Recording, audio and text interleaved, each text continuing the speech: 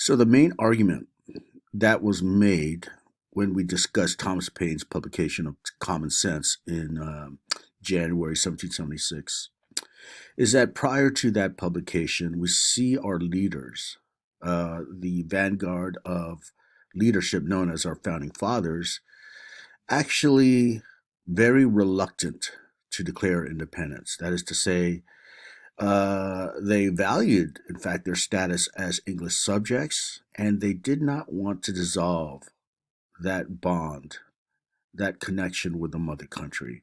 Now, of course, when you watch the video, you see that there's a minority faction, and it was, led by, among others, John Adams, who basically put forth a position that we could call revolutionary or radical. That is to say, we should break with the mother country and we should engage in this war against them and pursue our independence as a separate republic, a sovereign nation. So the question arises, what will be the key event that leads to the change of position? Well, we acknowledge it was Thomas Paine's publication. So, as mentioned, what happened here is that even the commoners began to reconsider their position. And not only that, they began to embrace this radical stance that, yes, we should declare independence. And as I mentioned, historians have uncovered over 90 separate and independent declarations of independence, right, before July 4th, 1776. Now, this brings us to the actual declaration itself, the official pronouncement of the stance that, yes, now we will pursue independence, which obviously entails, committing to this war against the mighty English Empire. But again, what we want to do is establish a republic that's free of the sovereign rule of the monarch.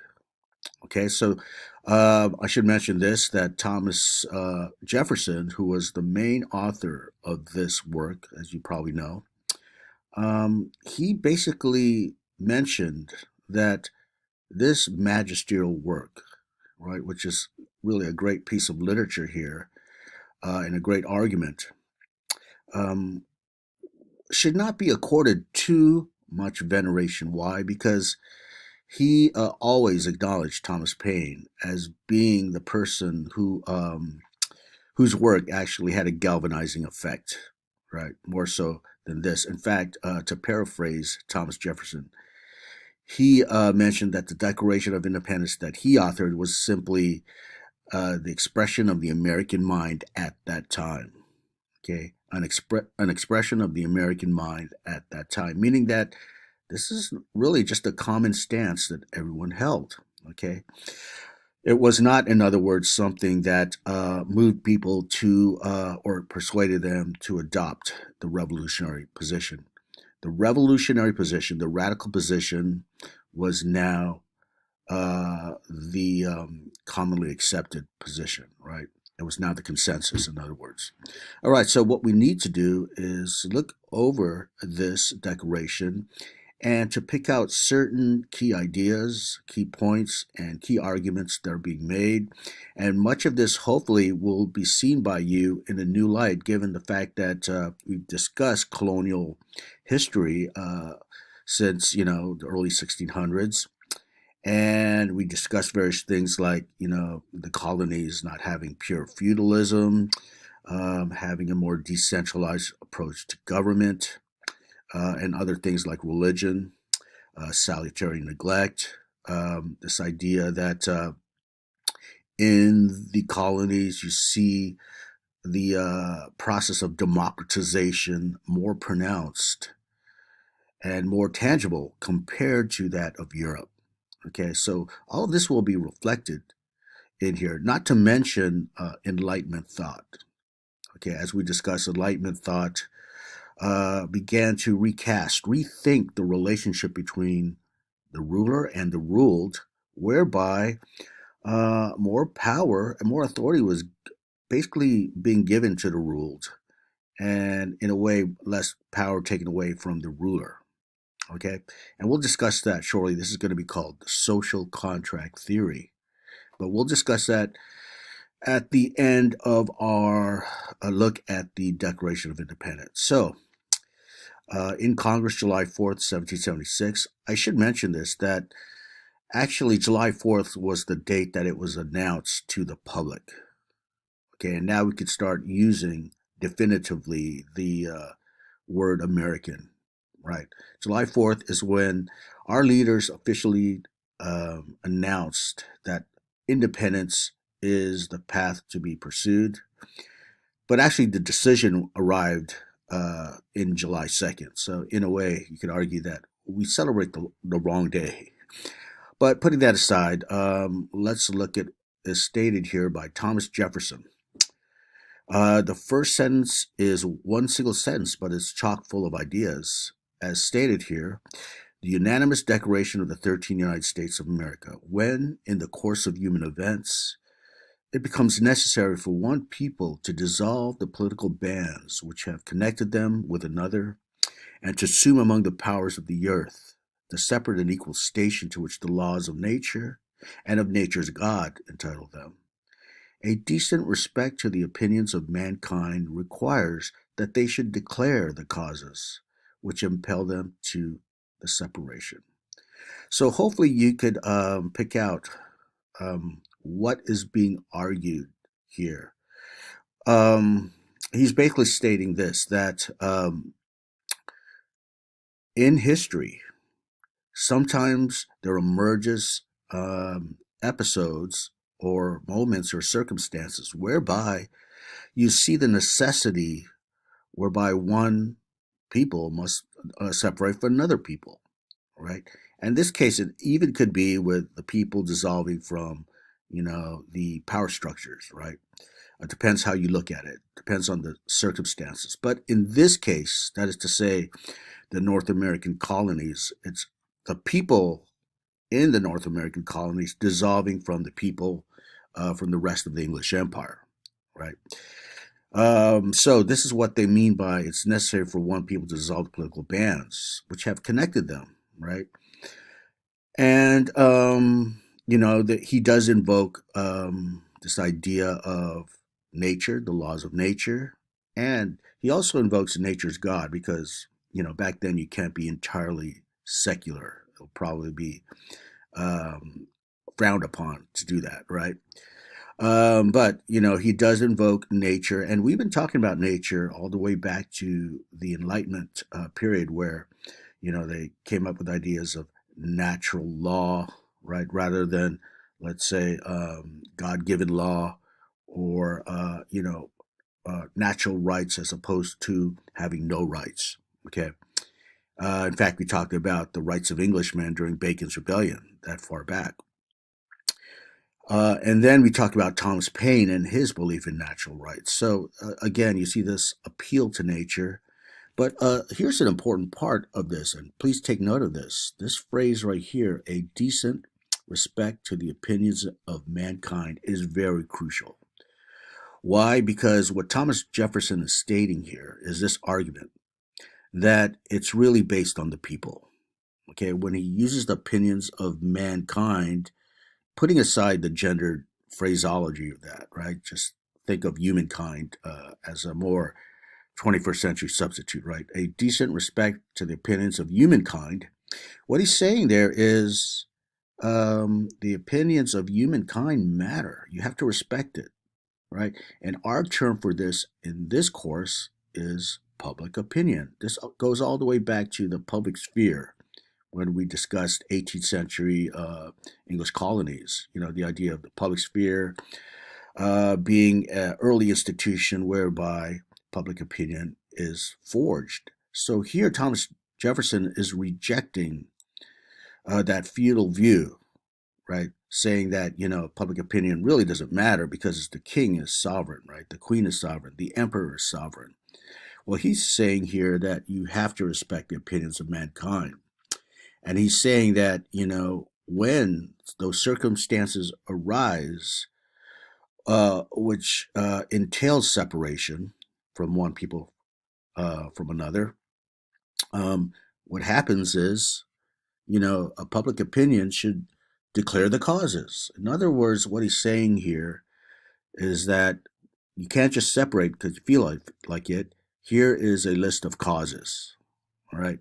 And indeed, what we're talking about here, when you think about causes, think about evidence. Right. He's saying that we have to separate from the mother country, and if you ask why, we will provide evidence, and it's going to be listed below, as we will see shortly. Okay, so that's basically how you could summarize the first sentence here. It's basically saying this is not just a declaration, but an argument, right? And then what he does before he provides the list of causes, he goes through some principles that you could call modern. All right. And today, much of the stuff we rarely question. In fact, we assume, we take it for granted that it's true, right? We hardly question it.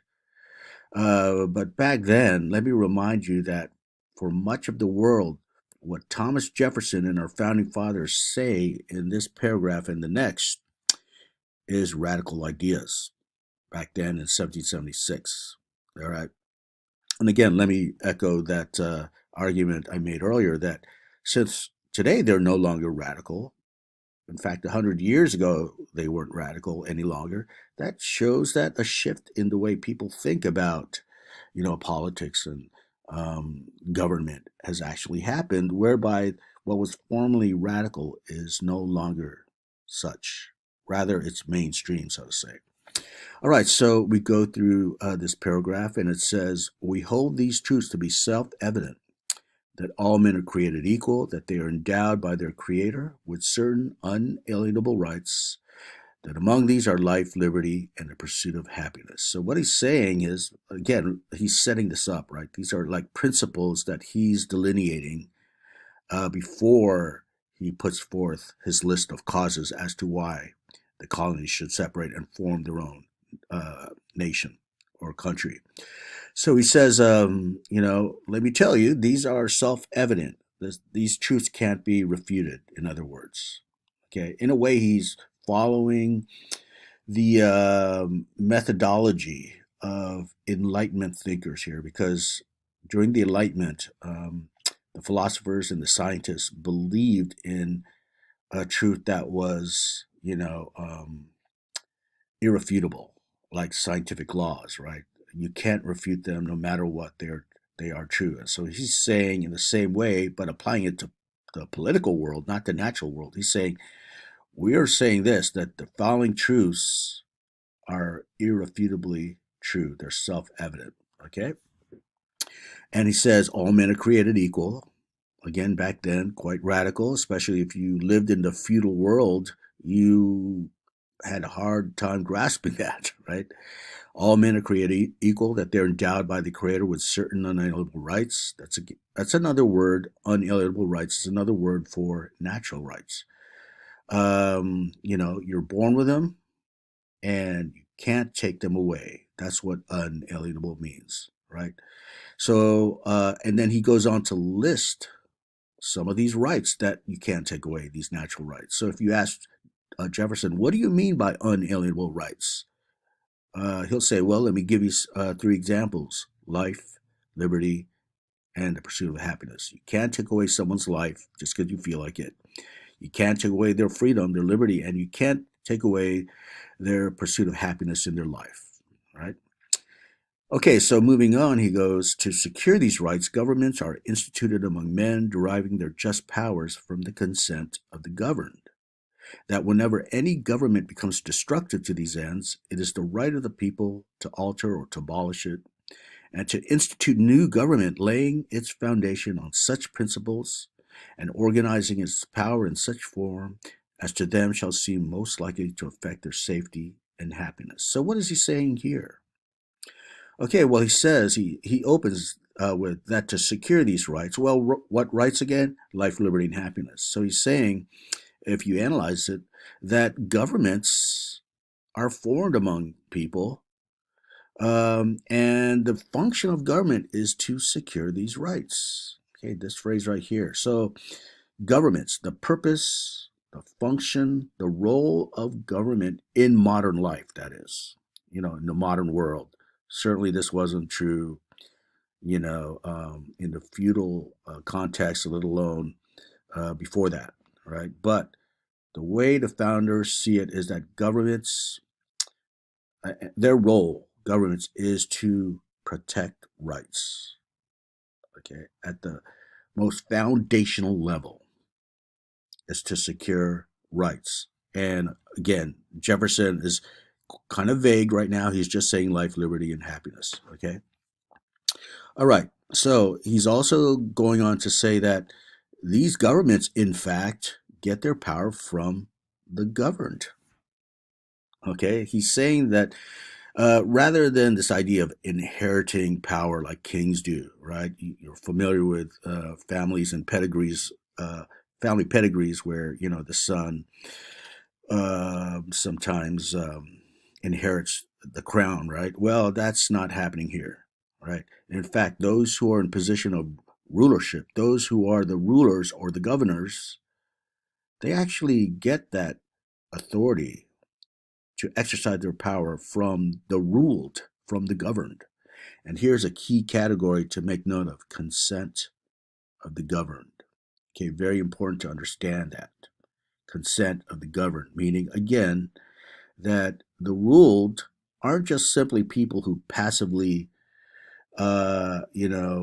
accept the authority of, monarchs or emperors. No, this is different.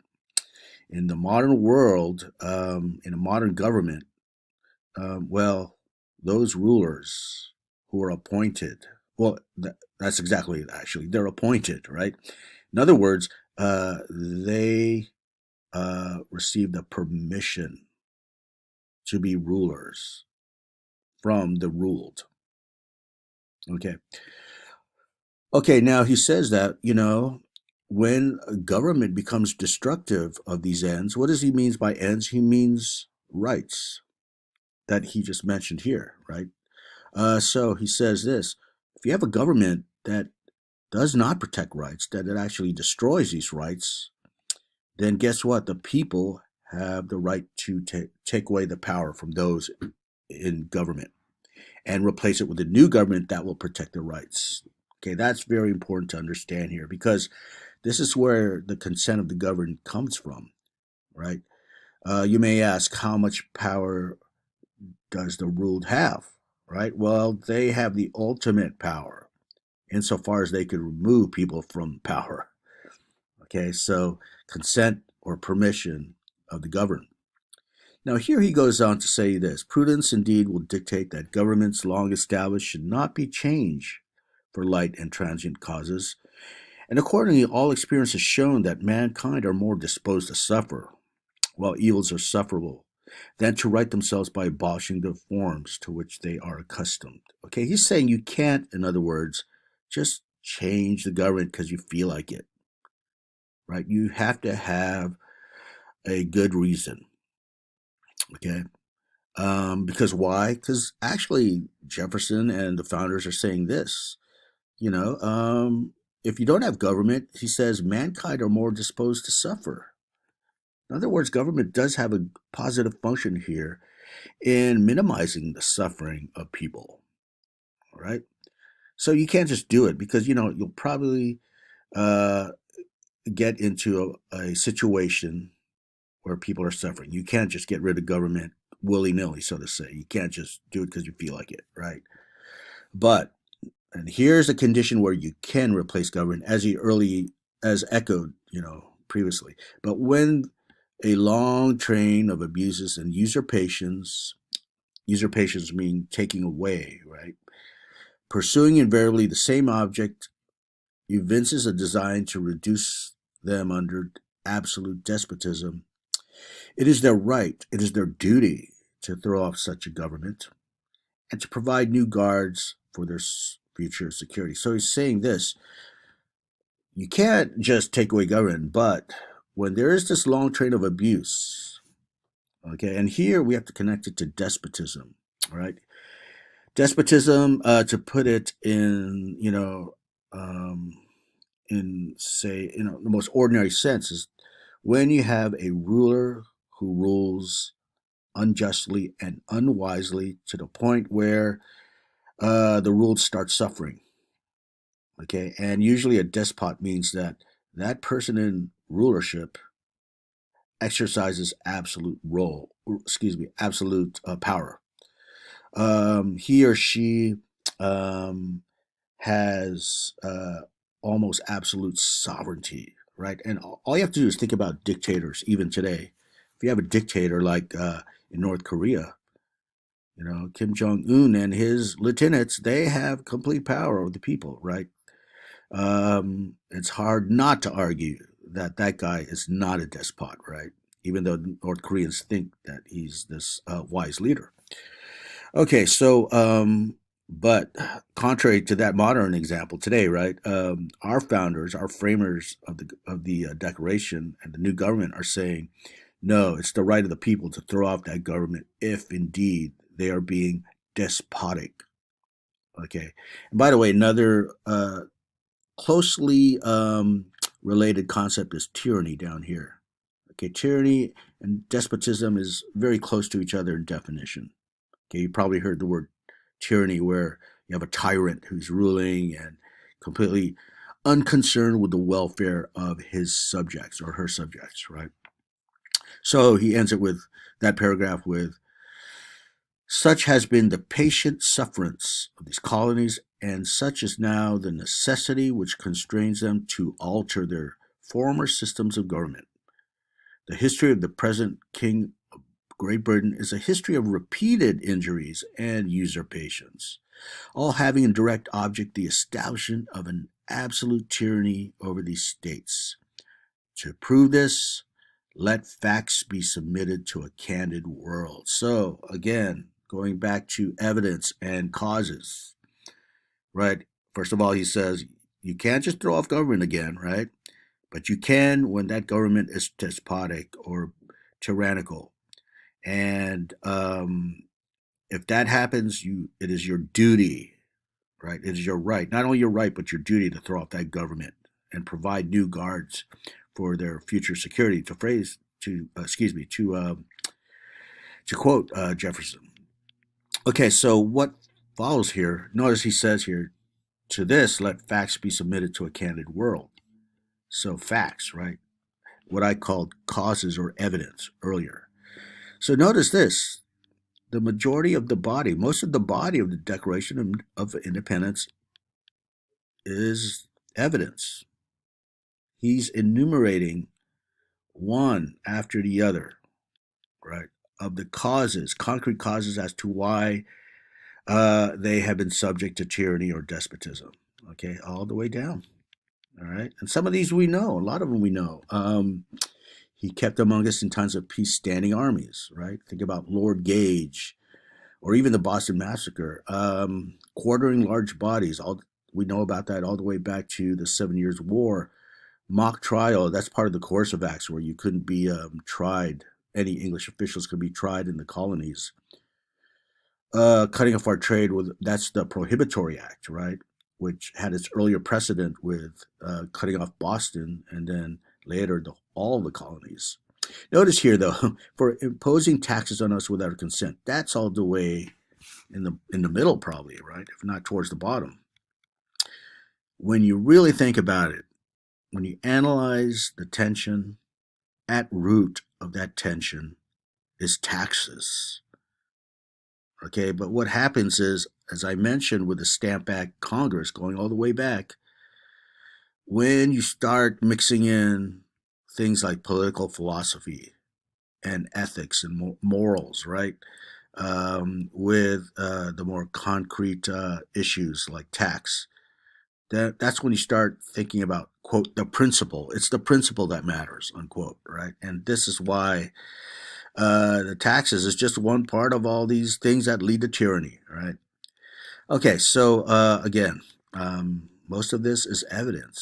So therefore, just like a good argument, right? Using this elegant logic, right? He's saying, therefore, conclusion, that signals conclusion, right?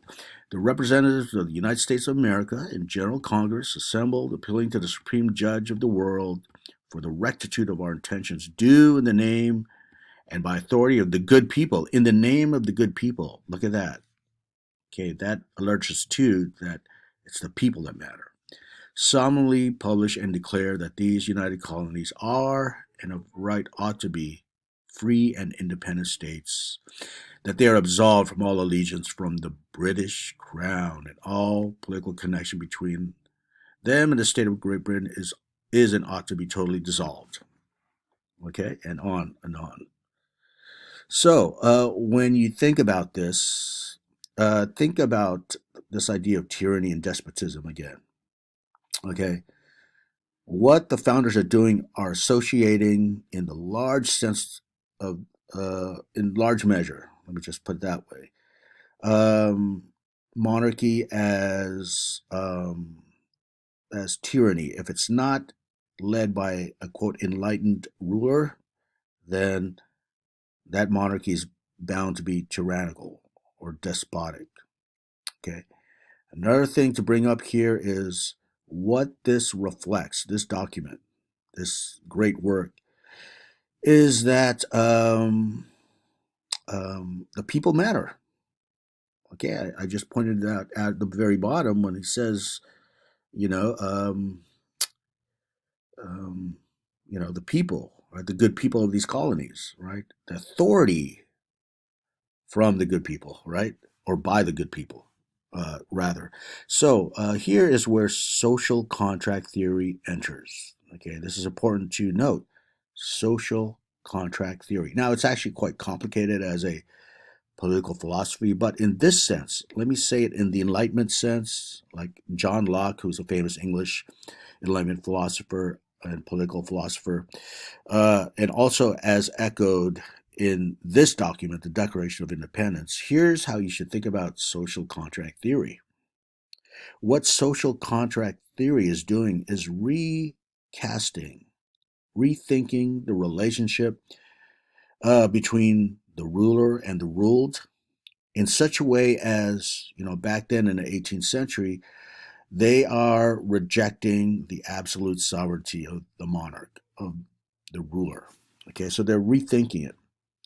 At the same time, they are conferring much more authority to the people, as reflected in this document. Public opinion and the good people of the colonies, right? All those phrases that we went over.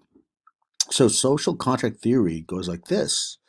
It's saying that in this new relationship between the ruler and the ruled, it is the ruled who gives the power and the authority to the ruler to rule over the ruled. Okay? The ruled are giving them consent, to use that phrase, consent of the government, right? However, it's also like a contract here. Okay? And here's where the freedom comes in, because when you think about contract, you're thinking about free will.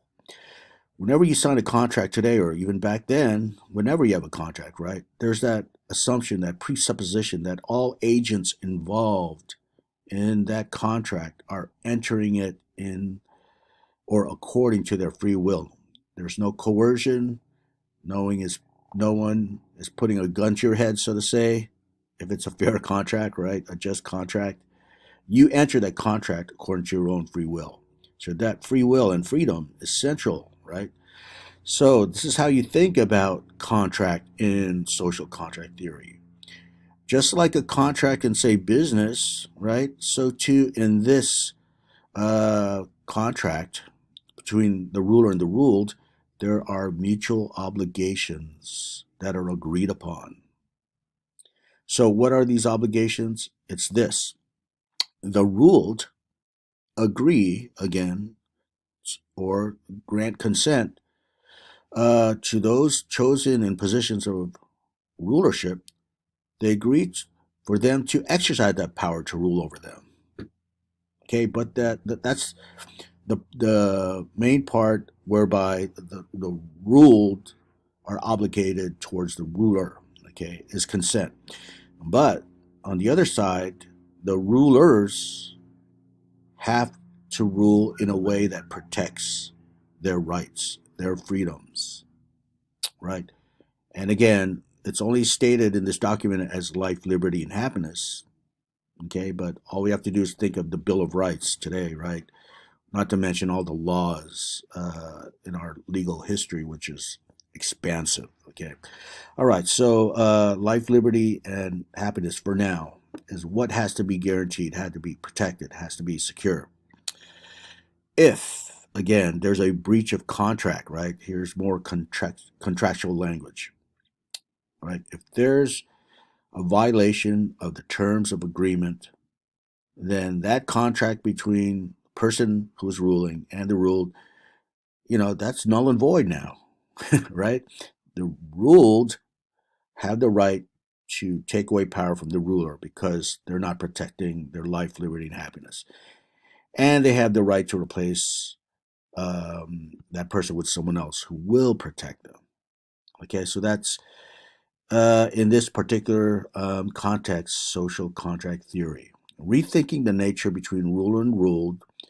Both sides have obligations. The ruled have the obligation to allow the rulers to rule over them, the consent, but the ruler has to rule in a way that guarantees their freedom. And if they don't, then this contract is over. Okay.